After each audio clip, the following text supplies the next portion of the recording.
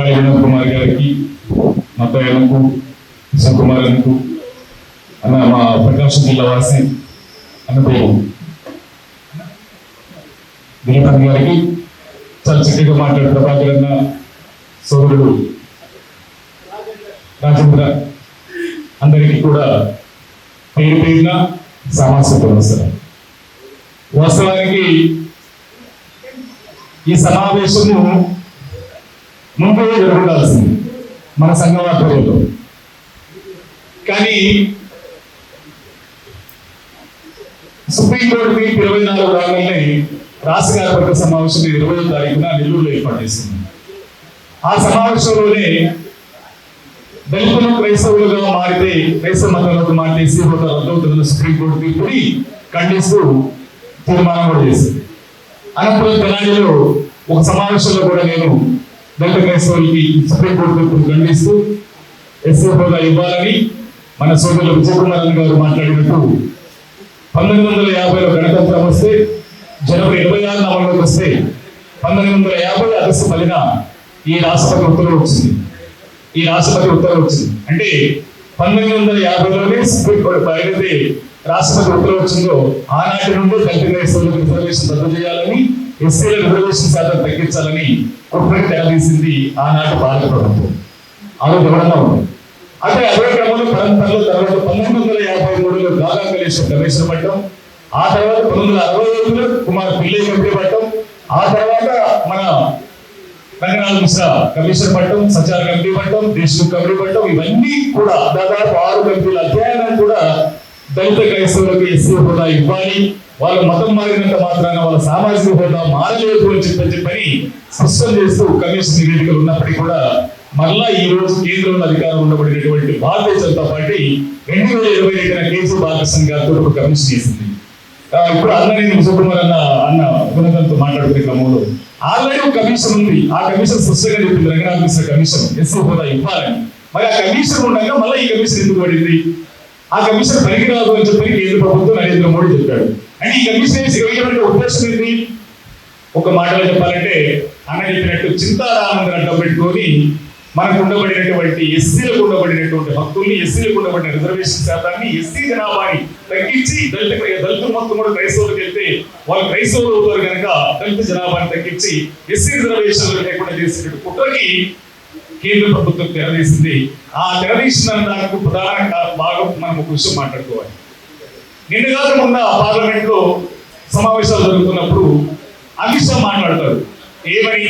అంబేద్కర్ అంబేద్కర్ అంబేద్కర్ అంబేద్కర్ అని ఉచ్చరిస్తున్నారు. అంబేద్కర్ బదులు రాముడి పేరు, కృష్ణుడి పేరు మీరు ఉచ్చరిస్తే మీకు పుణ్యమన్నా వస్తుంది అని చెప్పని మాట్లాడే విషయాన్ని. అదే కర్ణాటకకు సంబంధించిన ఒక ఎంపీ మాట్లాడతారు. 400 ఎంపీ స్థానాలు మాకు వస్తే భారత రాజ్యాంగాన్ని మార్చేసి మనోధర్మ శాస్త్రాన్ని రాజ్యాంగంగా మేము ముందుకు తీసుకొస్తాము అని. అంటే ఒక్క మాటలో చెప్పాలంటే ఈ రోజు ఈ దేశాన్ని పరిపాలిస్తున్నటువంటి భారతీయ జనతా పార్టీ ఎజెండా ఏంటంటే, దాని మాతృ సంస్థ ఆర్ఎస్ఎస్ అనుకుంటే ఆర్ఎస్ఎస్ ఎజెండా ఏంటంటే, ఇందాక తమ్ముడు సోదరులు చెప్పారు, ఈ దేశంలో ఒకే ఎజెండా ఉండాలి, ఈ దేశంలో ఒకే మతం ఉండాలి, ఈ దేశం అందరూ కూడా ఒకే దీనిలో ఉండాలి తప్పించి ఈ దేశంలో భిన్నత్వం ఉండకూడదు, ఈ దేశంలో ముస్లింలు ఉండకూడదు, ఈ దేశంలో క్రైస్తవులు ఉండకూడదు, ఈ దేశంలో జైన్లు ఉండకూడదు, బౌద్ధులు ఉండకూడదు, ఎవరు ఉండకూడదు. ఈ దేశంలో ఉంటే ప్రతి ఒక్కరు హిందూ అయి ఉండాలి, ఆ హిందూ ఈ దేశంలో ఉండాలనేటువంటి ఆర్ఎస్ఎస్ మనవాళ్ళ ఎజెండా ఉందో ఆ ఎజెండాని అమలు చేయడంలో భాగంగా భారతీయ జనతా పార్టీ ముందుకు వెళ్తున్న విషయాన్ని మనం స్పష్టంగా గమనించిన తర్వాత ఈ తీర్పు పట్ల మనం దళితులను ఐక్యం చేయాల్సిన అవసరం ఉంది, క్రైస్తవ సమాజాన్ని ఐక్యం చేయాల్సిన అవసరం ఉంది. తమ్ముడు రాజేంద్ర చక్కగా చెప్పాడు. రాష్ట్రంలో కూడా మా ఇంట్లో మా చిన్నమ్మ వాళ్ళు ఉంటారు. మా చిన్న చదువుకోలేదు, మా చిన్న ఏం చదువుకోలేదు, చర్చికి వెళ్తారు. చర్చికి వెళ్తే వాళ్ళు ఏమంటారు? అయ్యా మీరు నదులు మీకేం తెలియదు అంటారు. అంటే నేను అందుకే రాష్ట్రంతో మాట్లాడేటప్పుడు పెట్టాను. మా చిన్నమ్మ మా సొంత అమ్మ చెల్లి దాని పట్టబడి దక్షిణ మొక్క లేదు, మా చిన్న పట్టబడి దక్షిణ మొక్క లేదు, చర్చికి వెళ్తారు, 10 ఏళ్ళు చేస్తున్నారు. అయ్యా పుట్టుబడితే మేము రామయ్య, అది పెట్టింది రామయ్య, బాధిస్తే మేము రామయ్య, పొక్కిస్తే మేము రామయ్య, పండిస్తే మేము రామయ్య అని చెప్పడంతో పాటు మీరు అల్లులయ్యా మీరు ఎక్కడికి మేము ఎట్టొస్తామని చెప్పని మనం మాట్లాడుతున్నాం. అంటే ఈ అంశం ఎందుకు మాట్లాడాల్సి వచ్చిందంటే, ఈ సమాజంలో తెలిసి తెలియనితనంతో క్రైస్తవ మతాన్ని ఆచరిస్తున్నటువంటి మనం తెలిసి తెలియనితనంతో విడివిడి జ్ఞానంతో ఈ రోజు క్రైస్తవ మత ప్రచారకులు పాస్టర్లుగా మనోళ్ళు కొంతమంది మారడం అది కొంత ఒక పరిధికి పరిమితం అవడంతో మనల్ని జీసస్ క్రైస్ట్ మారామారిగా దేవుడు చేసేస్తారు. కానీ జీసస్ క్రైస్ట్ మాత్రం సమాజానికి తీసుకొచ్చి మనకి తీసుకొచ్చిన ఉండబడినటువంటి బ్రాహ్మణులు మాత్రం ఈ రోజు బ్రహ్మాండమైనటువంటి అద్భుతమైన జీవితాలు అందిస్తున్నారు. ఒకసారి ఈ రెండు మనం అందరూ కూర్చుంటే మన జీవితాలని, పాస్టర్ల జీవితాలని, లేదంటే అనిల్ కుమార్ జీవితాలను, లేదంటే మన కలవటెంపులు ఆయన తెలియదు సతీష్ కుమార్ లాంటి వాళ్ళను వీళ్ళను చూస్తే వాళ్ళు ఏ విధంగా ఉన్నారు, దళితులు ఉన్నటువంటి పాస్టర్లు మనం ఏ విధంగా ఉన్నామో స్పష్టంగా అర్థమవుతూ ఉంటుంది. సరే, అయినప్పుడు కూడా అంశాన్ని ఒక నిమిషం మనం పక్కన పెట్టుకొని ముందుకెళ్ళే క్రమంలో వెళ్తే నేను ఇక్కడికి ఎందుకు రావాల్సి వచ్చిన దగ్గరికి వచ్చేటప్పటికి ఒక క్లారిటీ ఇస్తాను. మతయ్య అన్న వాళ్ళు మాట్లాడే క్రమంలో నేను ఒక విషయాన్ని క్లారిటీ ఇవ్వదలుస్తున్నాను. ఈ సుప్రీంకోర్టు తీర్పు అనంతరం నేను ప్రశ్న అయిన తర్వాత ఈ ఉండబడినటువంటి మన పెద్ద నాయకుడు ఒక కార్యక్రమాన్ని ఇక్కడ ఇదే ప్రెస్ క్లబ్ లో ఏర్పాటు చేశారు.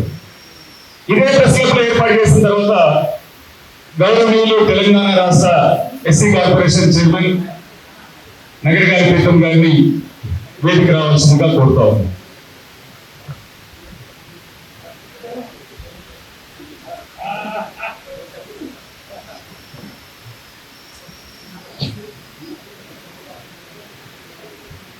చూసిన తర్వాత మీ జనరల్ గా మీరు కూడా అనుకుంటారు, ఇప్పుడు ఇందాక మత్తైన మాట్లాడాడు, మన సోదరులు ప్రకాష్ గారు మాట్లాడారు, మేమందరం వాడికి వెళ్ళేవారు.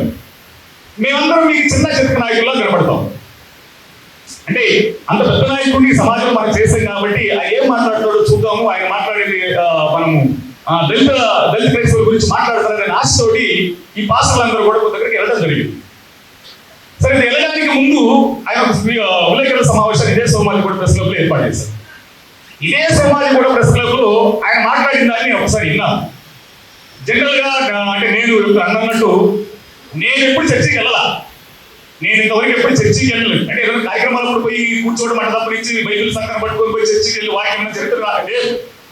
అంటే చెప్పి నేను చర్చికి వెళ్తాను, తిరుపతి వెళ్తాను, కంచికి వెళ్ళాను, కామాక్షి వెళ్ళాను, శ్రీశైలం వెళ్ళాను, అన్ని వెళ్తాను. అంటే ఇస్లాం మసీదులు కూడా వెళ్తాను.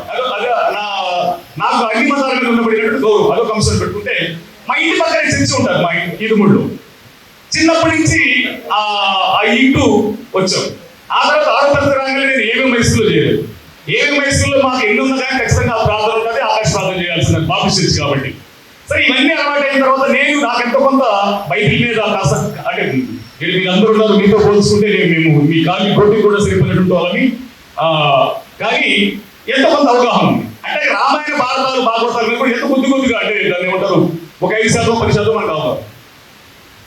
దాంతో నేను అసలు చూస్తాను, నాకు దీని మీద దళిత క్రైస్తవుల మీద ఏం మాట్లాడతాడు, మాలామాదిగల మీద ఏం మాట్లాడతాడు, లేదంటే వాళ్ళ మీద ఏం మాట్లాడతాడు అని చెప్పి చూస్తే ఆయన మాట్లాడే విధానం నేను కొద్దిగా మిగిలిన సమాజానికి ఏమో సభాష్ బాగా మాట్లాడారు అనుకుంటారు మన వాళ్ళు. ఎందుకంటే మనోడు తొమ్మిది చేయగలడు, నాకని కుక్క చేయగలడు, పందిని నల్లి చేయగలిగినటువంటి ఆ చాతుర్యం చామర్థ్యం అందరూ కూడా మాలిక జాతి మిగిలిన సమాజం మొత్తం ఇచ్చింది కాబట్టి అబ్బా భలే మాట్లాడారో చెప్పలేదు. కానీ నేను కోణాన్ని ఎక్కాను. అందులో నాకేం కనిపించిందంటే తను చాలా స్పష్టంగా చెప్పాడు. నేను ఇప్పుడు మళ్ళీ చెప్తున్నా మీకు, మనం కృతాయుగంలో లేము, త్రేతాయుగంలో లేము, ద్వాపరయుగంలో లేము, కలియుగంలో ఉన్నాము. అందులో బాబాసాహెబ్ అంబేద్కర్ గారి యుగంలో ఉన్నాం, అంబేద్కర్ యుగంలో ఉన్నాం. ఆయన అవన్నీ మాట్లాడుకుంటూ వచ్చి ఒక అంశాన్ని స్పష్టం చేశాడు. నేను హిందువుని, ఏమని చెప్తున్నాడు, నేను హిందువుని అని ప్రమోట్ చేస్తున్నాడు.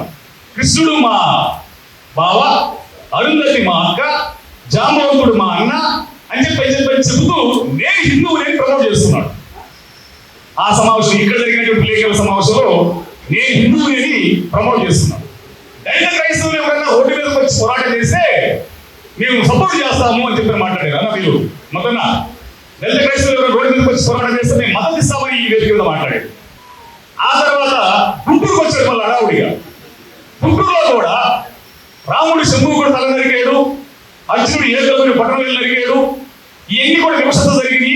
అసలు ఈ వివక్షతకి కారణం బ్రాహ్మణులు, ఈ వివక్షత జరగడానికి కారణం బ్రాహ్మణులు అని చెప్పని బ్రాహ్మణులు పట్టుకొని ఎడపడ మాట్లాడేశారు.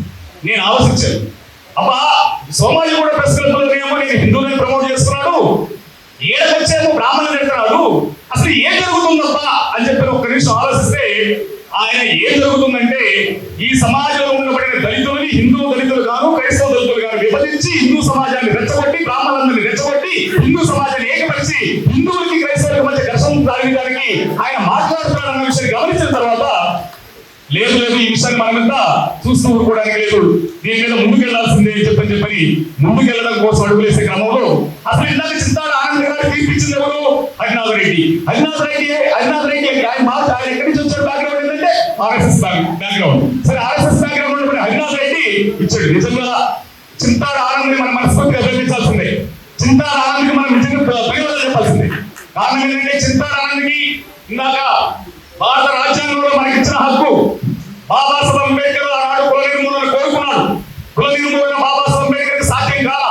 బాబాసాహెబ్ అంబేద్కర్ కుల నిర్మూలన సాధ్యం కానప్పుడు ఆయన ఈ రాజ్యాంగానికి స్వాతంత్రం వచ్చిన తర్వాత ఈ దేశానికి దశలు నిర్దించాలనుకున్నప్పుడు కుల నిర్మూలన ఏదైతే కోరుకున్నాడో అది భారత రాజ్యాంగంలో ఈ జాతులకు ఇచ్చిన విషయం కూడా మనం మర్చిపోతారని కోరుకుంటున్నాం. దానిలో భాగమే ఆర్టికల్ 25.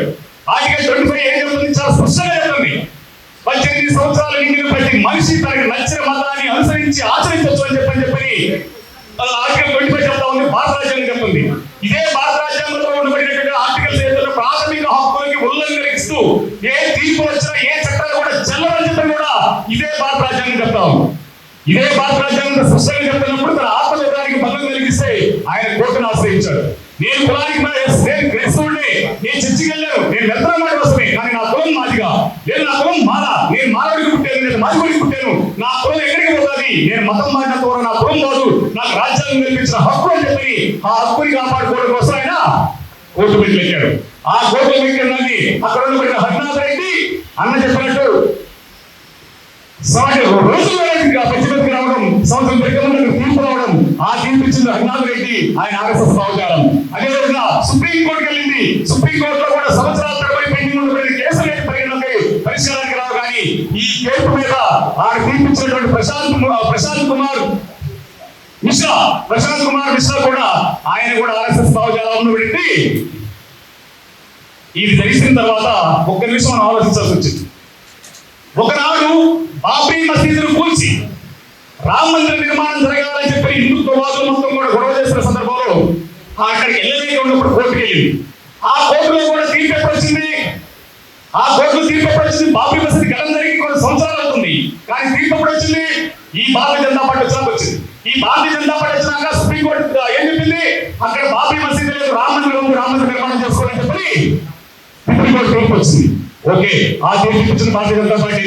ఇకపోతే ఎస్సీ వర్గీకరణ ఇందాక అన్నాడు. అసలు ఎస్సీ వర్గీకరణ పోరాటము 94లో మొదలైంది, 2004లో రద్దయింది. 2004లో ఏమైనా రద్దయింది? ఈ రాజ్యాంగంలో ఉన్నటువంటి 341 ఆర్టికల్ ప్రకారం ఎస్సీలో కానీ కొన్ని కులాలను కలపాలన్న తీసేయాలని రాష్ట్రాలకు లేదు, పార్లమెంట్ లో చట్టం చేస్తుంది అని చెప్పి రద్దయింది.